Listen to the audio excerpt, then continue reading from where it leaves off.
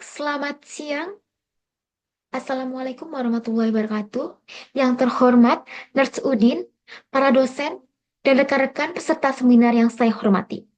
Sebelumnya, saya mengucap terima kasih atas kesempatan yang diberikan kepada saya untuk mempresentasikan proposal penelitian ini. Sebelum itu, izinkan saya memperkenalkan diri terlebih dahulu. Sama saya Niken Zulaikan Fadila Hakim. Saya dari program studi D3 Keperawatan Kampus Pasuruan.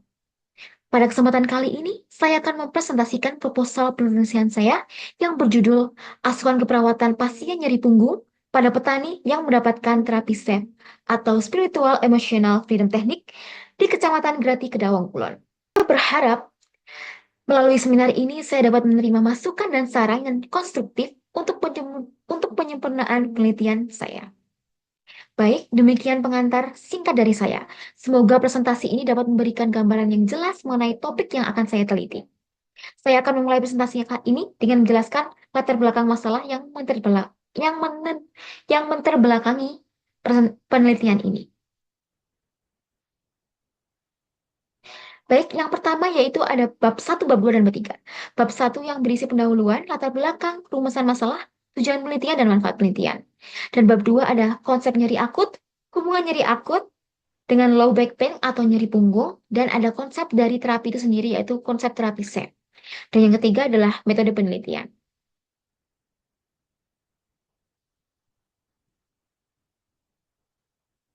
Baik, untuk bab 1 pendahuluannya. Apa sih itu nyeri punggung? Jadi nyeri punggung merupakan konsekuensi dari postur tubuh yang statis dalam jangka waktu yang lama dan mengakibatkan penurunan produktivitas kerja.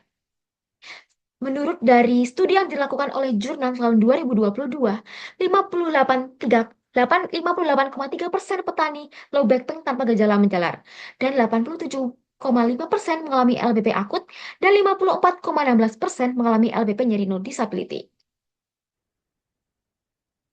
Lalu, apa sih masalah yang akan timbul dan yang akan saya teliti? Yaitu yang pertama, bagaimana pengaruh nyeri akut pada pasien nyeri punggung petani setelah dilakukan terapi SEF itu sendiri. Dan tujuan yang ingin saya teliti yaitu ya, mengidentifikasi pengaruh nyeri akut pada pasien nyeri punggung petani setelah dilakukan terapi SEF. Untuk manfaatnya sendiri, ada manfaat teoritis dan manfaat praktis. Untuk manfaat teoritisnya ada 3. Mengidentifikasi karakter nyeri akut, mengidentifikasi implementasi nyeri akut, dan yang terakhir adalah mengidentifikasi perubahan skala nyeri akut pada pasien nyeri punggung setelah dilakukan terapi SEF. Dan manfaat praktisnya sendiri yaitu dapat meningkatkan pengetahuan dan pengembangan keperawatan, khususnya pada bidang keperawatan medikal bedah, dalam manajemen nyeri akut pada pasien nyeri punggung. Lalu kita bahas ke bab 2, tinjauan teori.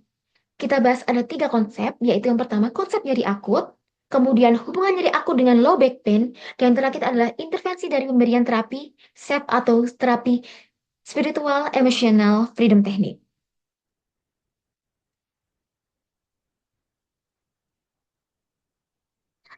Yang pertama adalah konsep nyeri akut, dikutip dari buku Standar Diagnosis Keperawatan Indonesia atau SDKI yang dikenal dengan buku panutan kita semua keperawatan. Nyeri akut merupakan nyeri kondisi pengalaman sensorik atau emosional yang berkaitan dengan kerusakan jaringan aktual atau fungsional dengan onset mendadak atau lambat dengan intensitas ringan hingga berat yang berlangsung kurang dari 3 bulan. Apa sih tanda dan gejalanya? Dalam buku SDKI sudah tercantum ada tanda mayor dan tanda minor. Untuk tanda mayornya terdapat 5, yaitu frekuensi nadi meningkat. Dengan normalnya frekuensi nadi yaitu 60-100. Jika orang yang mengalami nyeri akut akan mengalami frekuensi nadi meningkat melebihi 120 kali per menit. Yang kedua adalah tampak meringis. Yang ketiga adalah bersikap protektif. Yang keempat adalah gelisah. Dan yang terakhir adalah sulit tidur. Kemudian apa sih tanda minornya? Yaitu yang pertama ada tekanan darah meningkat yang melebihi dari 110/80 sampai 130/100. Kemudian ada pola napas berubah, nafsu makan berubah, proses berpikir terganggu, menarik diri, berfokus pada diri sendiri, dan diaforesis atau keringat berlebihan. Baik, selanjutnya kita akan membahas mengenai terapi SEF itu sendiri, yaitu Spiritual Emotional Freedom Technique. Jadi apa sih terapi SEF itu? teknik SAFE menggunakan yaitu terapi yang menggunakan kalimat afirmatif dan ketukan ringan pada meridian tubuh untuk menenangkan otak. Penggunaan ketukan ringan pada titik-titik tertentu dikatakan memiliki efek yang setara dengan stimulasi dalam akupuntur, meskipun akupuntur tradisional tidak menggunakan jarum.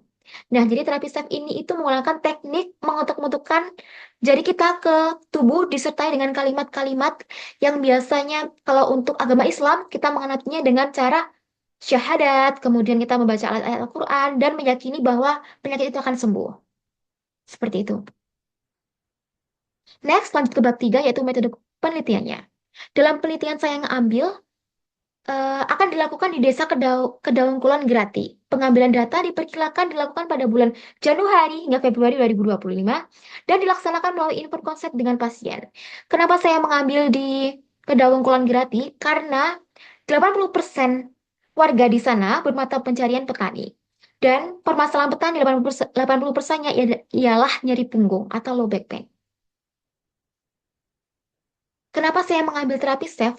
Karena di sekitar eh, Kedawungkulon Grati terdapat makam Kiai Haji.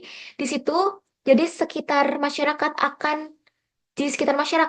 mempunyai spiritual yang tinggi, sehingga penggunaan terapi SAFE ini bisa dikatakan efektif untuk membantu meredakan nyeri punggung pada petani dan masyarakat di Kedawungkulon Grati.